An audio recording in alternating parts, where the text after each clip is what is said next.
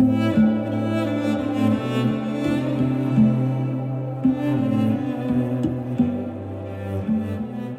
standing here with Archbishop Michael Reuter, the Auxiliary Bishop of Armagh in Ireland.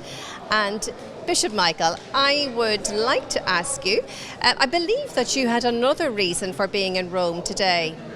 Yes, I was due to be here for the canonization of Carlo Acutis that was due to take place tomorrow. And I had a pilgrimage group of about 35 people who are arriving in Rome today for that pilgrimage, and we're here till Wednesday. But I came ahead of them. I decided, because I was going to be in Rome on this day, there was no point in just flying in during the funeral. It would be a pity to miss it. So I decided to just come a little bit early and to be here for the funeral. I'm really delighted that I was.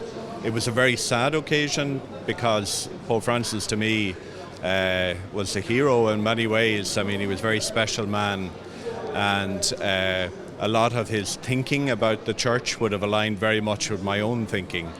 And I think his passing is very sad, but I still give thanks and very grateful for his ministry over the past 12 years.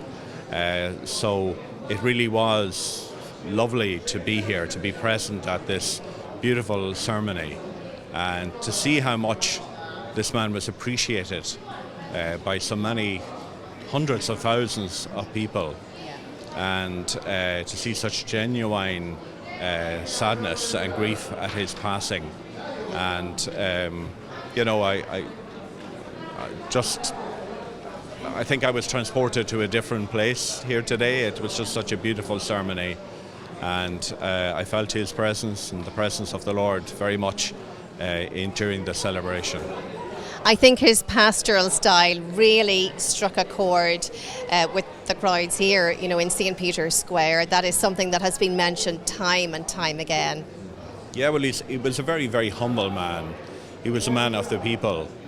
And coming from South America, coming from Buenos Aires, the church there is very much in touch with people, with the local issues, and dealing with social justice and dealing with poverty and those sort of issues. And Pope Francis, right from the beginning of his episcopacy, had a great connection with the people, particularly those who were on the margins and those who are left out of the centre of life, of society.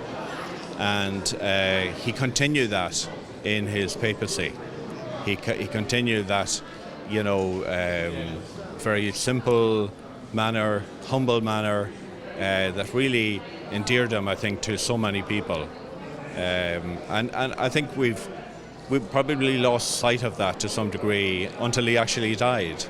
When you see the outpouring of grief that there has been around the world and the wonderful sentiments that have been expressed about Pope Francis, we realise really now what a gift we had in his papacy in the last 12 years. Talking about his papacy, Bishop Michael, what do you feel would have been the most significant or impactful element of his papacy? Well, there was a lot of significant elements. I think what I just talked about there, about closeness to people, his concern for social justice, for peace, for the environment. I think he will be remembered particularly for his encyclical Laudato Si. But to me, I suppose his most impactful element of his papacy was his reintroduction of synodality into the church. That consciousness that it was important to involve all of the people of God in the reflection that the church makes on the world. The church is constantly reflecting on what is happening and how society is changing, and trying to evangelize and to bring the message of Jesus Christ anew to the modern world. And I think synodality allows us to be able to do that, because we are constantly in dialogue with people. We're not, as an institutional church, which I suppose I represent to some degree, we're not removed from people. We're not making decisions removed from them and from the cares and worries of everyday life that people have.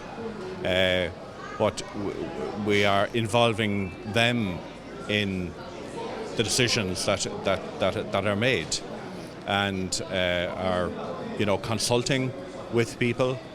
Now, the teachings of Christ don't change, and that's not going to change. But the way in which we express them, and the way in which we evangelize, that's so important, and we have got to involve people in that, and get people to realize the importance of their baptism, that they are called to be missionaries in their baptism, whether it's only just one or two people who are around you every day. You are called to be a missionary to them, to bring the message of Jesus Christ to them. And it's just, trying to get people to fully realize what they have received, the grace that they have received in baptism. And that's what synodality is about.